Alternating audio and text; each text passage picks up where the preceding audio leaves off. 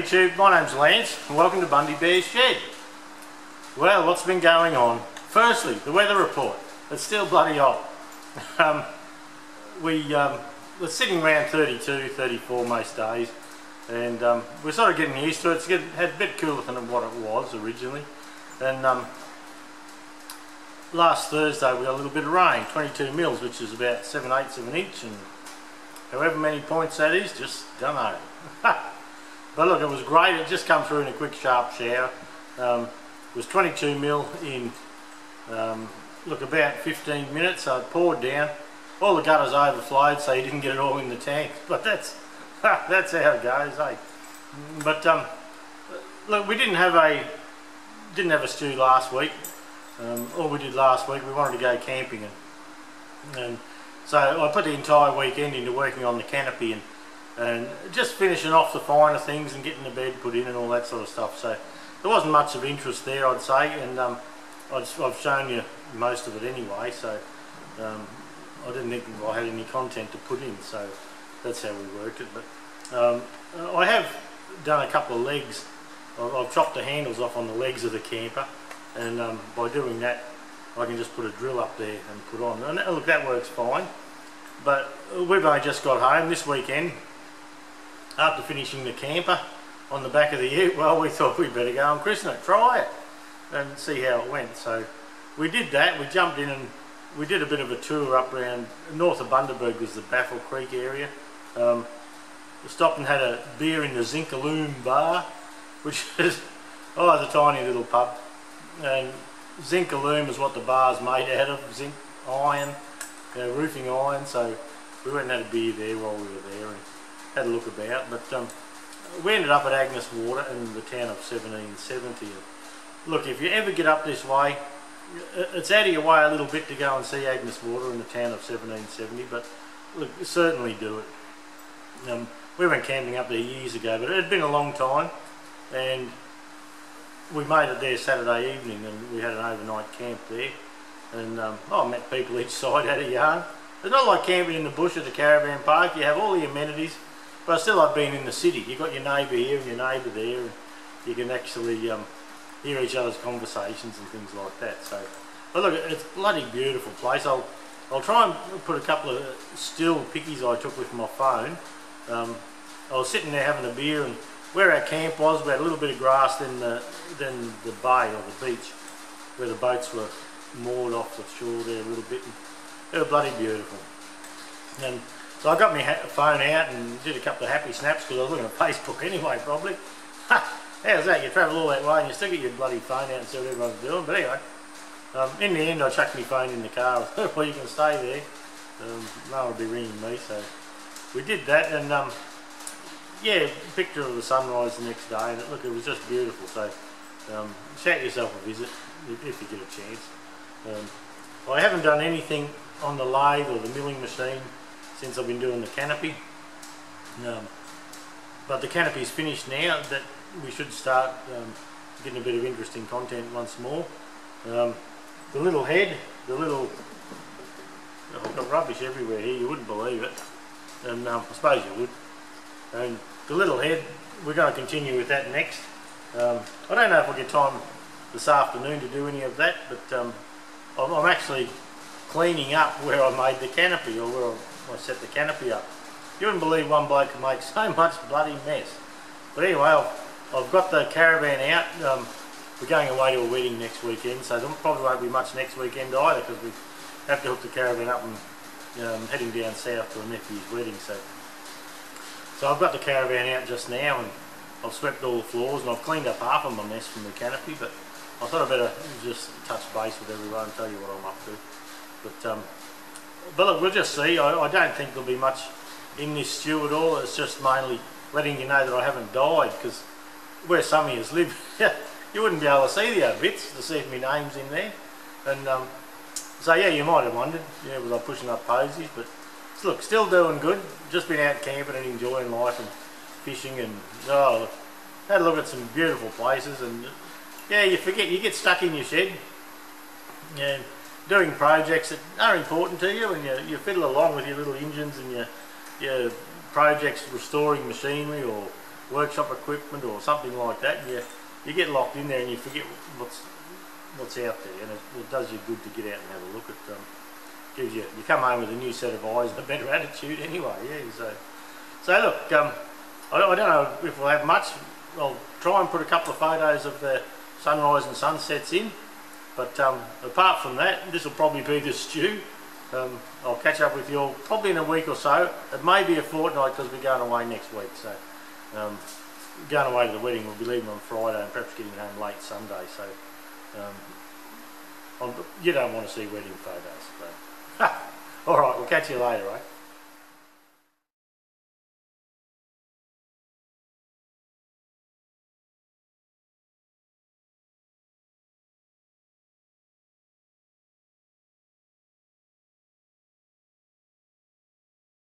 But just a little postscript I forgot to mention is I've done a two-part series so far on pulling a John Deere steering down, and I've had a couple of messages in the last week on when am I going to do the third, which is the assembly. And look, it'll be about a fortnight away.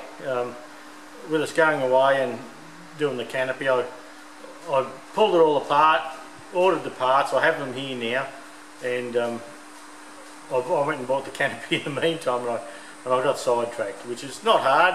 I'm easily led. It doesn't take much to grab my attention. But look, it'll be another couple of weeks away. I have everything to do the job. I do have to clean up my desk there so I can do it. I've got rubbish everywhere over it from doing the canopy. So for those that are waiting on the John Deere steering one, look, a couple of weeks and you'll have it all sorted, and I'll show you the finer points and getting it together and having it set properly. So stay tuned for that, but it will be a couple of weeks. Well, this is a standard wind-up handle for the camper, and you can see it goes up and down like that. But I thought when we leave this at a place, you know, when you camp and you go off fishing for the day, if you've got a lead sitting in here, it's easy to wind up and someone could back under it with their ute and pinch it. So when we come around,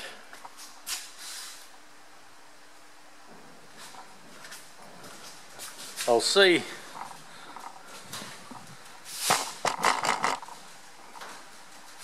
that's what I've done to them. Now, what I've done, I've cut the handle off, I've put a nut on there, and I've welded a socket onto one of the handles, so we can wind it up and down, nice and easy to wind. We can pop the handle off and put the handle inside, lock the handle in it, so it's a lot safer. But you can just see I cut the handle off, I threaded this 1/2 inch UNF, that's a rotary hoe nut that we put on, so then I screwed the nut on, and then I've welded it in here with the MIG and welded it just round the back with the MIG welder, so that's not too bad. If you look in the background, that's all the junk I've got to clean up from doing the job. Anyway, we'll get there. Right, we're back having a look at the head on the little 3-horse Fairbanks Morse kit, and if we look over here, we have a valve surface here. It's a valve recess. We have the seat sitting here, and an interesting thing is that the two valves don't sit on the same plane. It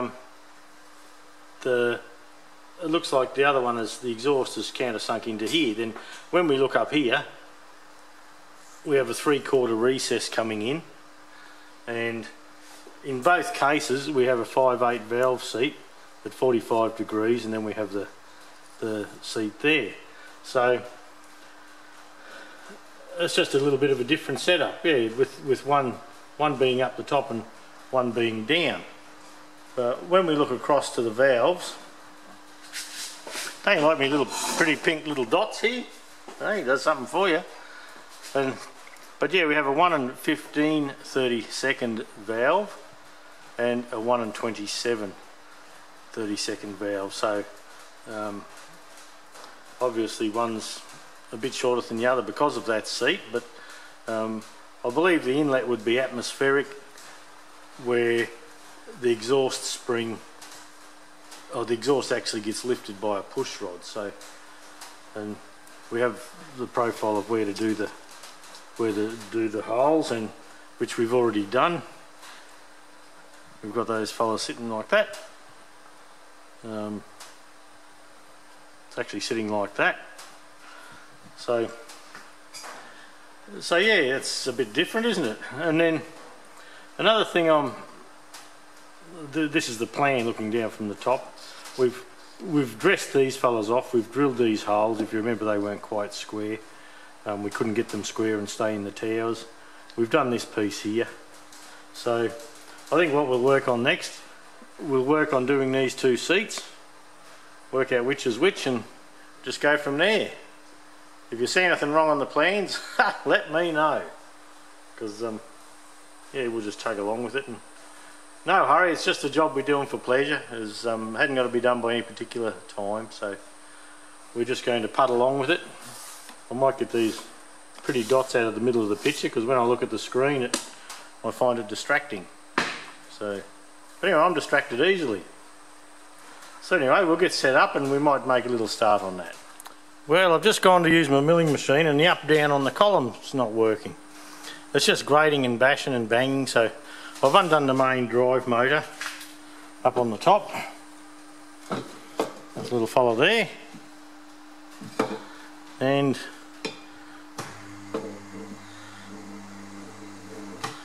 that seems to be going nicely.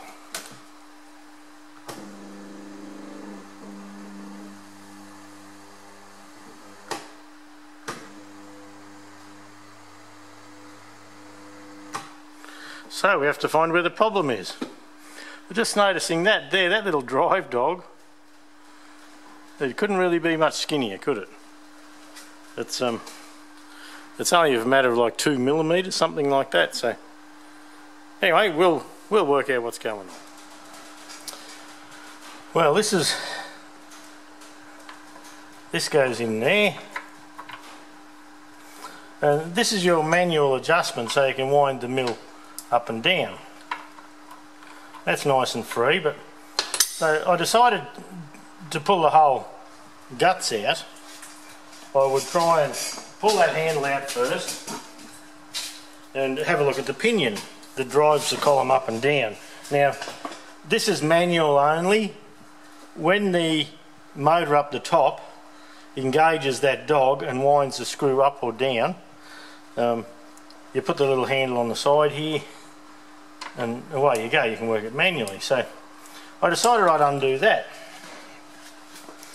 Well, bloody dumbfounded. I pulled that out and look, there's grease and muck in there. That's some, oh sorry, keep it in frame. There's some grease and muck in there, and that's, oh, fair enough, I suppose. I've never had that out, never had cause to pull it out. But what's got me absolutely dumbfounded is my little mate One Hung Low, or Some Ting Wong, or Chinese fella, some word so we see. I undid it and the shims fell out. No problem. Everything has to have shims. But would you look at this lot? I'll see if I can bring it in where you can see it. Now, these shims are just bits of shit, tin, and that's got a bit of plastic on one side of it. Have you ever seen such a dog's breakfast? Look at that. I'm just bloody amazed. And cut out, looks like I got Dino the dinosaur to chew it out. Look at this one. Now there's a shim. I probably won't be able to buy this off the shelf, I'm thinking. This one here, oh shit, it broke. And this has even got a bit of red paint on it. So hang on, there might be a Coca-Cola can or something yet. Oh look, it's an ID plate. It's a bit of an ID plate off one that must have went to the scrap. I reckon there should be a few more. And this fella here, that's another shim. believe it or not. I'm not sure you're getting to see them in all their glory, but I just read it, I just could not believe it. So I thought I'd better have a look why. And why is when you hold this true there, look at the gap you have here. Just amazing.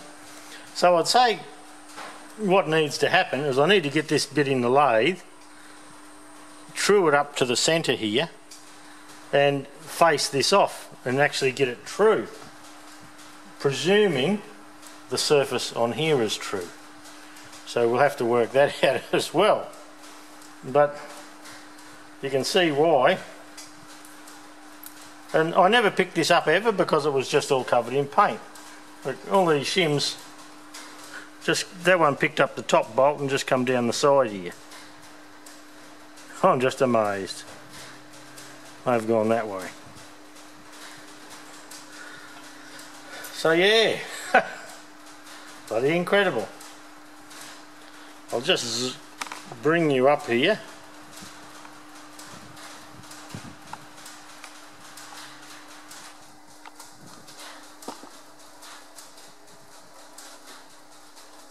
Try and focus. That's what we have. It's a hair and Forbes. And look, in all seriousness, it has been good to me. I just had a look at when I bought it, and I think it was 2010. When you look at, there's a manufacturer date, and it's 04/2010. So I've had it nearly 6 years. That light's playing up a bit, isn't it? Cameraman's playing up worse, the bastard. Yeah, it's 04/2010. So it's done me 6 years, and it's gone up and down nicely. But when you find these things, well, you just got to get in and fix them. So stay tuned, I reckon. And this piece here, you can see the thickness of the junk there, to why they had the shims there. But look, in all seriousness, I'm probably thinking that surely they would have grabbed this, that's a machined surface, countersunk holes, surely they would have grabbed this, done the hole, done it all at once, and surely this would be true. And if it is, that gives us a problem over on the mast there that we have to sort out. So we'd have to make a proper shim for it, a tapered shim, or we have to work on that housing somehow and get it true. I'm just blown away. I think we'll jump on eBay and look for a Bridgeport. Something with a bit of quality. Bloody thing. Well, we've got the mill all apart, and the lead screw for lifting and lowering, look, it's in good nick. It's got a 6203 bearing down here, which we're going to replace, just because it's there. It actually feels good, but just because it's there. Oh, sorry, giving you a bump there. And it has a thrust bearing down this end, and then when the shaft goes in this way with the gear on, it goes through the shaft, and they do up a nut, and the nut works on the end housing there to hold tension down against that thrust. But I need to show you a couple of things. I'll just wipe this grease off my hands with a dirty rag, so I wipe a bit off and I put a bit on. So I suppose that's all equal then, isn't it? But look, just in doing this, if you look at down this end, can you see the hammer marks through here? That must have been quality assurance, just getting things just right, I reckon. Bloody unreal. And the bit that's really got me wet is have a look at these machine surfaces there. Up and down here, look at the angle of those. Now, funny enough, these two holes here are nice and true. These are at right angle, they're parallel all the way through. But then, I don't know what my little mate, buddy one hung low, was up to that day. But to have a milling job down this face here, that bad, you'd nearly really have to try, wouldn't you? I think what the idea was to come down the side of this bearing housing, come down here and do a run straight down. Yet he must have been thinking about Lovey that day or something. He didn't have his mind quite on the job, but for me to make that like that, I'd really have to work on that. Bloody incredible.